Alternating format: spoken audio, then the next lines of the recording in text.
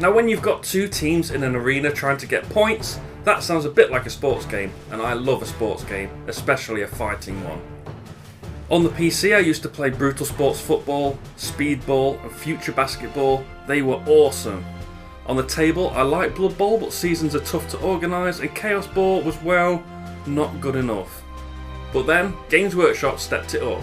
I'm Rob from JTRpodcast.com. I'm going to show you how to play Warhammer Underworlds Shadespire. This is a game for 2 players, plays in about 30 minutes, it's designed by David Sanders and is published by Games Workshop. So this is a collectible tournament game with ever updating rules, so I'm just going to count the rules that are in the core box and any FAQs at the time of recording.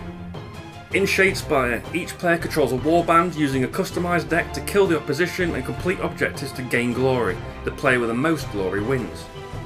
Now setup can take a bit of time, but before the game begins, each player must choose a warband.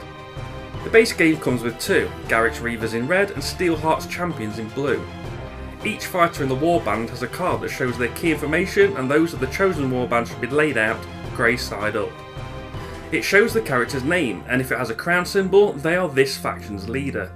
The cards have 1 or more attack blocks that show 3 key pieces of information. The left hex shows the attack's range, the centre value shows the number of dice rolled for an attack and the symbol required to score a hit, and the right symbol shows how much damage the attack will do. Some fighters will have their own abilities printed on the card. Each warband will have a unique Inspire ability printed on the card. If this ability is triggered, flip the card for the remainder of the game to its superior gold inspired side. The bottom 3 symbols are the fighter's characteristics. The left number in the hex shows movement speed, the centre value shows the number of dice rolled for defence and the symbol required to block, and the right symbol shows how much damage the fighter can take. Players will build a deck of 12 objectives to use during the game. Each objective must be different. Players will also build a deck of at least 20 power cards that contain upgrade cards shown with this cog icon and ploys that have this dagger icon. No more than half of the cards in the deck can be ploy cards. Some cards, like these, have symbols related to their clan, and only that clan can use these cards. Other cards have a universal symbol that can be used by any warband. For the first game, the 2 warbands in the box come with a pre-constructed deck, so you can skip the deck setup for your first game, but now you're ready to play, and play starts with board setup, which itself starts with a roll-off. Roll-offs are used several times in the game, and these start by each player rolling any 4 dice. The player with the most critical symbols wins. If it's a tie, the player who rolls the most of these support symbols wins. If it's still a tie, then it goes to the double support symbols. If it's still a tie after that, roll off again. The loser of the roll-off will choose one of the 2 boards, pick a side and put it on the table. The winner will then choose the other board, or one of their own boards if they also own a copy of the game. They line up the board to the opponent's board, rotating the opponent's board however they wish. If the board is placed with the long edges connected, the boards must make 3 full hexes along the joint. If the short ends match up, there must be 2 hexes. If something refers to your territory, it is every complete hex on your board. Incomplete hexes on the edge of the board do not count as part of the game, and hexes in the middle are considered no one's territory. Some sections of the board have a thick white edge that block both movement and line of sight. Other fighters do not block line of sight but do block movement. Line of sight is checked by drawing a line from the middle of the starting hex to the target. If it touches any blocked hex, the fighter does not have line of sight. Next up are the objectives. Shuffle the objectives numbered 1 to 5 in a face down pile. The player who placed their board first will place an objective first. They can be placed on any non-edge, non-block space more than 2 hexes from another objective token that doesn't contain one of these starting symbols. The 5th and final token can be placed on the edge space, then all tokens are flipped face up. Objectives do not block movement or line of sight. For hand setup, players shuffle both of their decks separately. They draw 5 power cards and 3 objective cards. Players can now discard all cards of one or both types and redraw. If a player's deck runs out of cards during a game, then they will no longer draw more cards on that deck for the rest of the game. The deck is never reshuffled. Next is fighter setup. Roll off and the winner chooses who places a fighter first. Players will take turn placing on the starting hexes in their territory until all are placed. Finally, players take 4 activation tokens, place this side up. Now before we get into gameplay, there's just a few little rules I want to clear up. If a player has multiple abilities trigger at the same time, that player will decide the order they activate. If both players have abilities triggering at the same time, roll off, then take turns activating until both players have passed.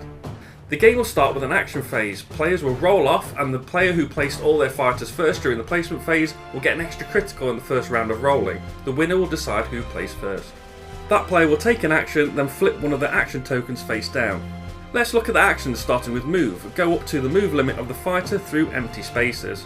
The fighter can't move through a block space or through another fighter, and they can't end on the same space they started on. Put a move token next to that fighter. They cannot move or charge for the rest of this round. While talking about movement, some effects may cause a figure to be pushed, driven back, shifted or knocked back a number of spaces. This movement follows the same rules, but it doesn't count as a move, so they don't get a move token. The next action is charge. Move using the same rules, then attack and give the fighter a charge token.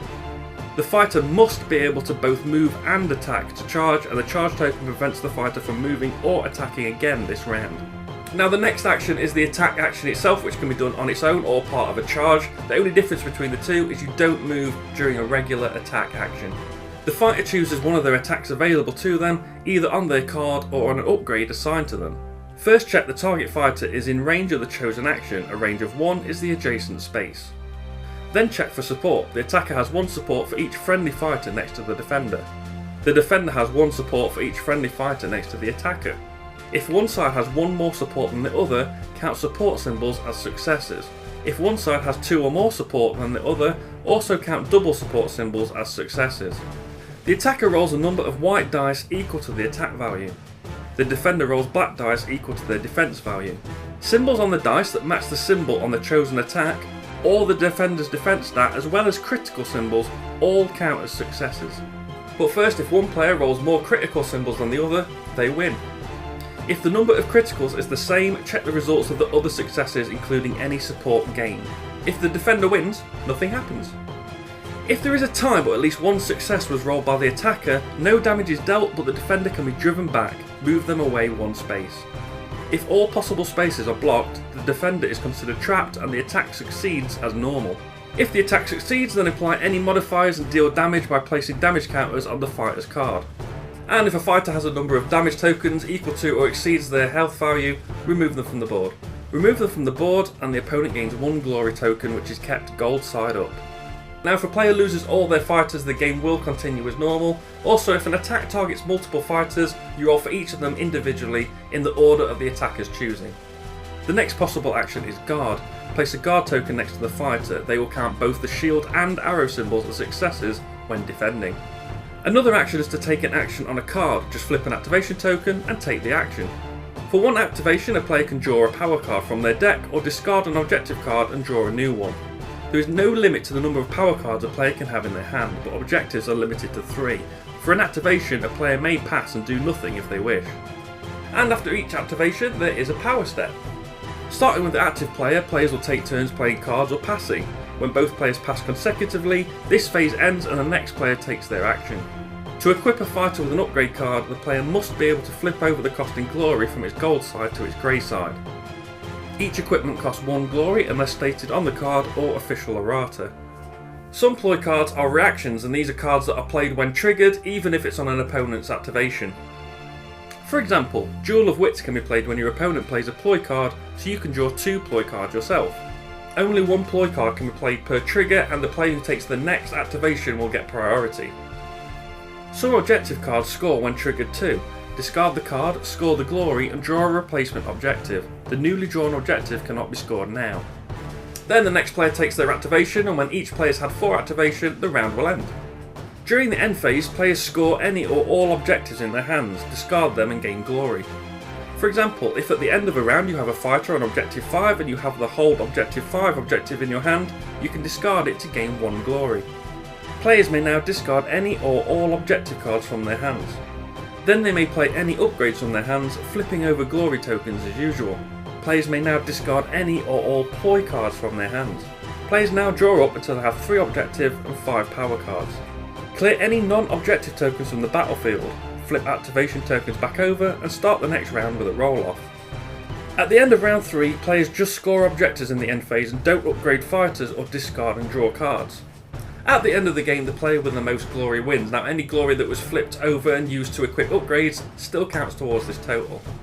In the case of a tie, a player will win if the opponent has no fighters on the board. If there's still a tie, the player currently controlling the most objectives will win. There are additional scoring rules for tournaments available online and some minor rule changes for 3 and 4 player games which are available in the rulebook. And that's Warhammer Underworlds Shadespire, a dice rolling arena skirmish game. Please like this video if you found it useful, share it to let others know about it, and subscribe to the channel for more how to play videos as well as other board game related content. You can find me on Twitter at JTRPodcast and find the blog and podcast at jtrpodcast.com. I've been Rob aka JestaThaRogue. Until next time, keep going for glory.